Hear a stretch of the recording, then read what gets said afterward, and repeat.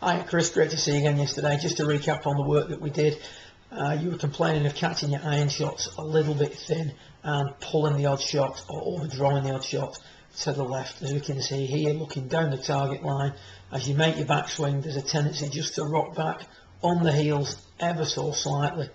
Nowhere near as much as you used to, but there is still a tendency to just move away from this red line. You can see the weight there moving back on the heels as the swing begins. Having said that, you regain your balance quite well and you come through the hitting area on a really good path. If we look at the approach path of your golf club, it's on a really good line.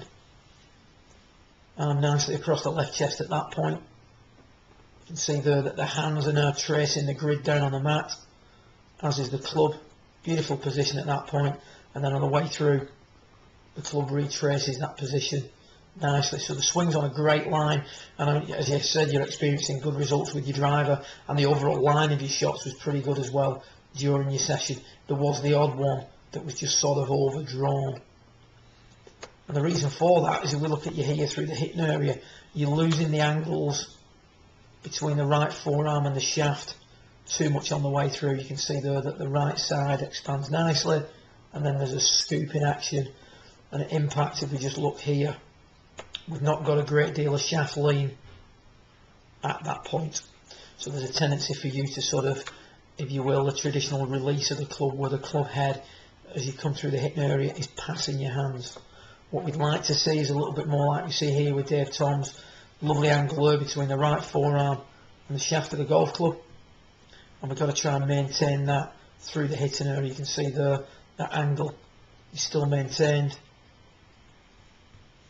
And if this camera was following the arc of the golf club, i.e. following the club around, not just staying face on, what you would see is that even at this point the angle has been beautifully maintained, which results in a good stable club face to impact and keeps the club working down the line a little bit more. That's going to help you hit the deflected draws, the shot that's sort of the push draw, the one that starts out to the right and draws back to your target, but it's also going to increase your chance of hitting the ball, then the turf compressing the ball better.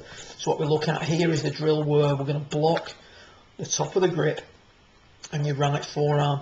So now the grip can't work towards the right forearm. You can't now cast the club on the way through.